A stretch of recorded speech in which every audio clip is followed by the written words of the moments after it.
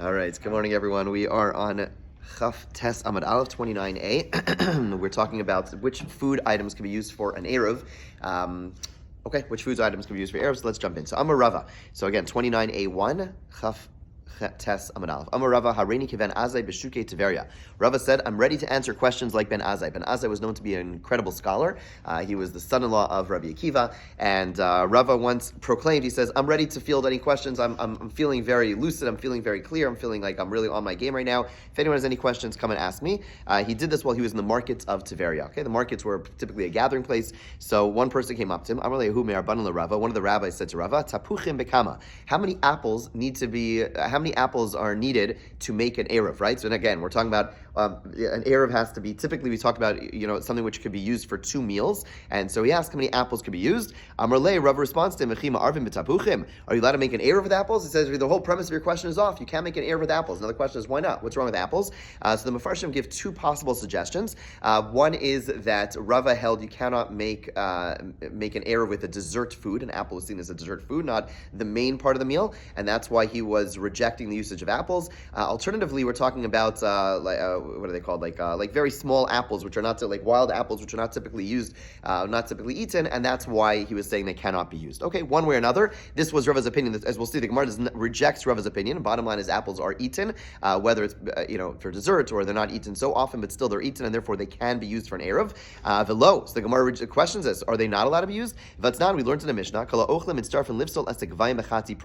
Okay, so a person who eats a half pras of something which is tameh will cause tuma or disqualify the person from eating tuma, from eating truma. What that means is as follows: when a person eats tameh food that doesn't, when a person eats a certain amount of tameh food, half a pras of tameh food, then rabbinically that we don't allow that person to eat truma until they actually go to until they immerse themselves, until they go to the mikvah. So the Mishnah says that a person eats a half pras of food, that person is disqualified from eating truma. Uvamazon shtei sudas le'eruv,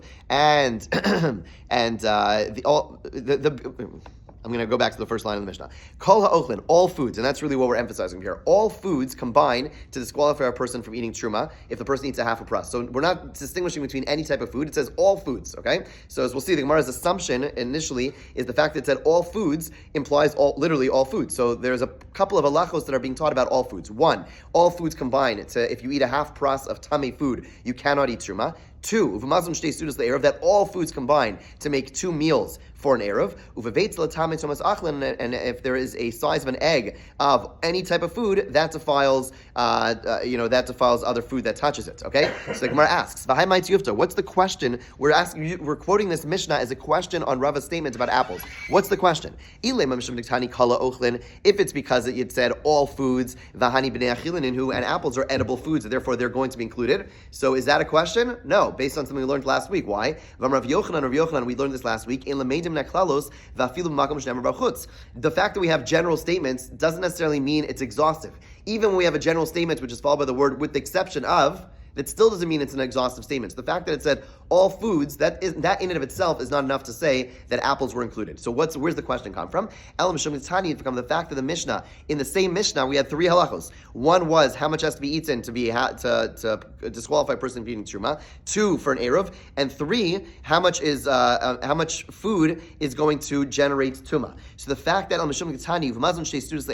the fact that it placed side by side the halacha about how much food is needed for eruv, and after that and the amount of food which would generate tuma. In other words, a crumb of food is not enough to be metame, to create tuma, but you have a measurement that it creates tuma. And there's no doubt that apples are capable of defiling with tuma, that foods typically, with any type of tuma that is normally generated by food. And the fact that these 2 halachos are placed side by side, and we know for a fact that apples are something which generates tuma, so whatever is included in category C is also going to be included in the second clause. Whatever is included in clause number 3 is going to be included in clause number 2. And therefore, if clause number 3 is talking about definitely including apples, because apples certainly, if you have the right measurement of apples, is going to be matame, going to generate tuma. So too, it's going to be. We could assume and should assume that it's going to be included in what makes an eruv. And therefore, the Gemara was questioning Rava, who said that apples cannot be used for an eruv. We see that apples could be used for an eruv, and that's that's the way we rule apples could be used for an Eruv. Again, practically speaking, no one uses any of these types of things, or I shouldn't say no one, but generally we don't use these types of things. Why? Because they spoil. An apple is going to last you for 1 week. If you want to use an Eruv for months, years, then you want to use something that's going to last for months and years, and that's why, again, we always use matzah. Matzah you last from year to year, and that doesn't go bad, whereas many of the foods we're going to be listing, apples, etc., they're going to go bad, and therefore practically it's not typically used. Okay, ask the Gemara, now that we've established the Rava is incorrect, and we do use apples, how many apples should be used to make an Eruv? Amar Rav Nachman, tapuchim bekav. The measurement is a kav. Okay, a kav is it's basically 1.5 to 2.5 quarts. Okay, fine. Meisvei. The Gemara challenges this measurement. Rav Shimon ben Elazar Omer. Rav Shimon ben Elazar. Here we're talking about Meiser Ani. Meiser Ani is one of in a 7-year cycle. There's a 7-year cycle of tithes when you're living in Eretz Yisrael in Israel, and the 7th year, of course, is Shemitah, and every year there is a different Meisers, different tithes that have to be given. So twice during the 7-year cycle, Meiser Ani is given. What is Meiser Ani? Meiser Ani is a tithe for the poor. A person comes over and they are impoverished. You have to give them a certain amount of produce. The farmer, people who owns produce, have to give them a certain amount of produce. And the Gemara elsewhere establishes, and the Mishnah has established that we have to give them something substantial, something meaningful. You can't just give them, whereas let's say someone is, coming around in Shul and asking for some money, you give them $1. But give them 50 cents, whatever. But when it comes to Meiser Ani, the halacha is you have to give them something which is seen as substantial, as meaningful. And therefore the Gemara goes ahead and lists what is meaningful to give the Ani, to give the poor person. So says the Gemara, Meisvei.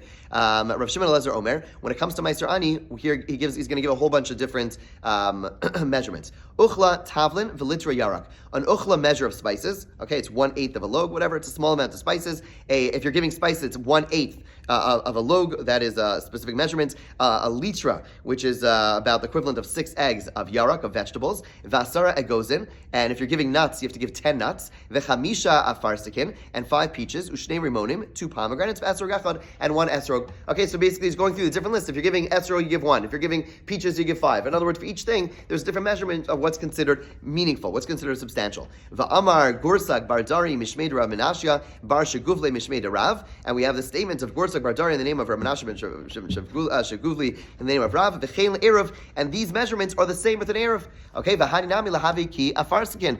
And so the Gemara asks, why are when it came to peaches, all you needed was 5 peaches. It should be the same amount for apples. Why do we need a kav, which is much more? If for peaches, which now we're saying that, again, the statement was about Meiser Ani, and then we had this tradition in the name of Rav that this was also, the same measurements were true for an Eruv, and if 5 peaches are enough for Meiser Ani and an Eruv, it should be the same thing for apples. The Gemara asks, no, there's a difference. Hani chashiv, hani chashivi. The fact that they're both fruit is not enough. They're fruit which are significant and substantial, and peaches were seen. Again, some of this is going to change subjectively based on the era, but peaches were seen as much more significant than apples, and therefore the normal amount that a person would eat over 2 meals is 5 apples. When it comes to 5 peaches, when it comes to apples, they're not as substantial, and therefore a much larger amount is going to be needed. Okay, says the Gemara further. Rav Yosef Shara le Mare le Rav Menashe bar Sheguvle. Rav Yosef said he heard this statement of Menashe bar Sheguvli in the name of Rav, and he said, "May God forgive him." What do you mean, may God forgive him? Because he says, Anam recently ale amas nisan. I told him this ruling of Rav. When Rav said, V'chein le'erev, it's also true about an Erev.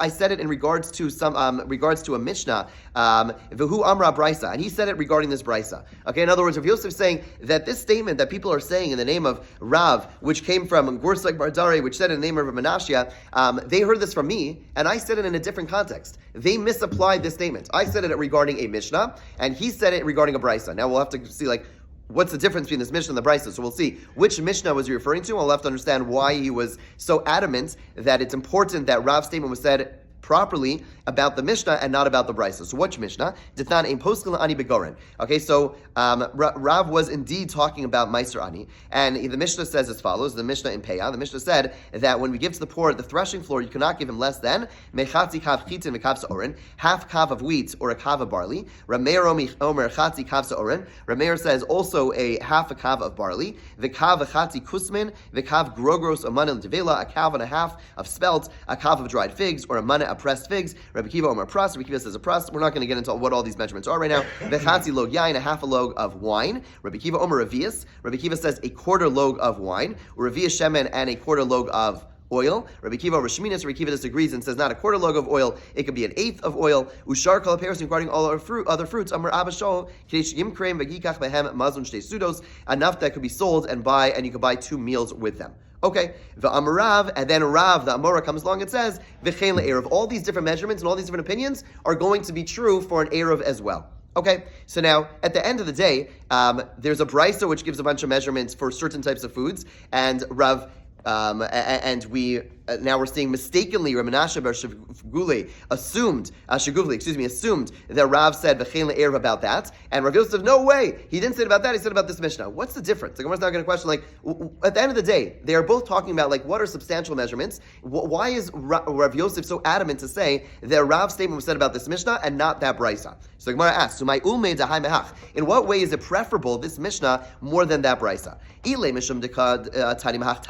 If you want to say that the reason that Rav Yosef had issue was because in the brisa it spoke about spices,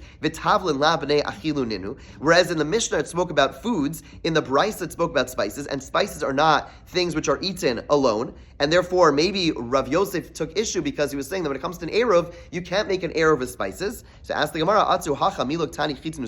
at the end of the day in our Mishnah, it mentions wheat and barley. And wheat and barley on their own are inedible. You have to process them. So really there's no difference.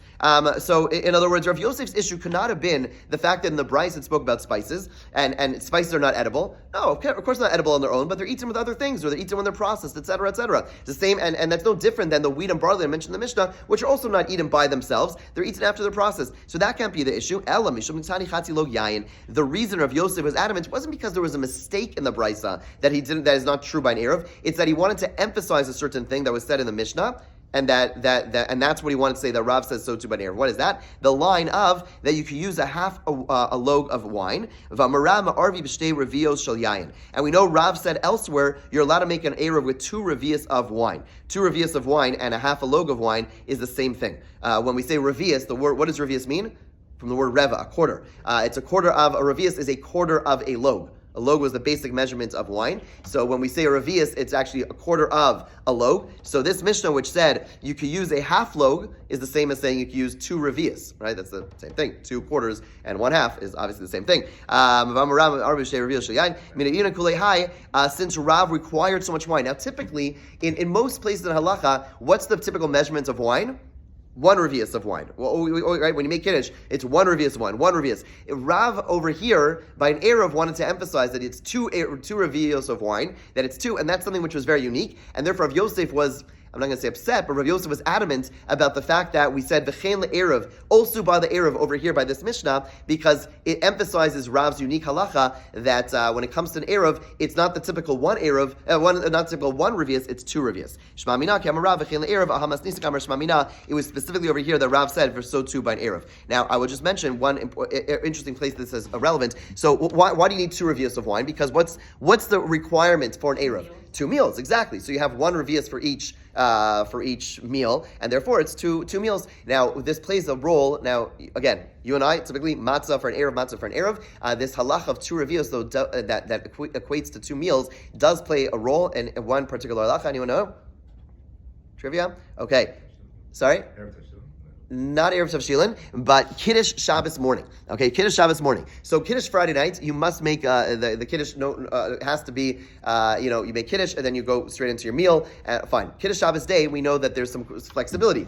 People have a Kiddush like we do in Shul, where people don't have a meal. So what do you need to do? There's the concept of Kiddush b'makom suda. You have to have Kiddush, and then you have to go ahead and eat a meal. Now, where's the meal at our Shabbos afternoon Kiddush, right? So or when people go and take a little break during the Haftarah, where's their meal? The answer is their meal is not Antonia. But where's the meal is if they have crackers, if they have some mizonos, that's called a meal. For Shabbos day, we're much more lenient. Friday night, big discussion. But Shabbos day, as long as you have some mizonos, okay, it's important. People need to know this. You can't just have mizonos. Yeah. You just had to have okay. Yeah. So important to know. People, we always make sure that there has to be some mizonos items. There has to be some, some crackers, pretzels, cake, something like that, as opposed to only having like kugel or whatever.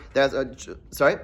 cholent would be sufficient because cholent has the grains in it, so cholent would be okay. But basically, you want to have something which has grains that is suda, lowercase samach, lowercase s. It's not really like a real full-fledged meal, but it's a meal. There are poskim who say what happens if a person doesn't have mizonos, or they're not they're not in the mood of mizonos. Okay, so they're the post. Free. Wait, I never. Or you're gluten free, right? So what could you do? What you could do is you could have 2 revios of wine. In other words, or grape juice. 1 revius, 1/4, one amount to make kiddush on, and the second amount is considered your meal. Okay, so in this specific, so there's a discussion like how is this only like b'diavad if you're really stuck, or are you allowed to do this across the board on Pesach? This becomes for those who don't eat gebrachts. This is a big we once had, so now we have a kiddush usually on Pesach now. The stepas usually oftentimes make a kiddush. So the first time the kiddush was made, I wasn't paying attention, and all the cakes they got were gebrachts free. So they didn't. There's no mizonos. So basically, had them bring all the grape juice out, and everyone thought it was crazy. But the point is, like, everyone drink a lot, other type of grape juice. But that is this 2 revios of wine. You could have a revius as a meal. That would be a meal in and of itself, and that's one place where this halakha would play a role. Okay, let's go a little further. Gufa. It was taught above. Amarav ma'arvim b'shtei revios shel yain. You're allowed to make an erev with 2 revios of wine. Ask the Gemara, mi be'inan kol lahai. Do you really need this much? Vatanya, Rabbi Shimon Elazar Omer, yain kedei lechel bo. The amount of wine is enough to eat bread in it. In other words, not the amount to drink 2 revios, but enough to be like dipping bread in it. Okay, so back in the day, people would use their wine almost as a dip. So chometz kedei tababo, and similarly vinegar, the amount needed to dip meat in it. Okay, zeisim v'tzalim kedei lechel ben shtei seudos, olives and onions, the amount needed to eat bread with it. The bottom line is, in this brisa, it talks about vinegar, olives, onions, but also says wine. It doesn't say 2 revios. It says the amount that you need to dip the bread into it. So when it says hasa mechamar mevashla, they were talking about cooked wine, which is used as a dip. If it's not cooked wine,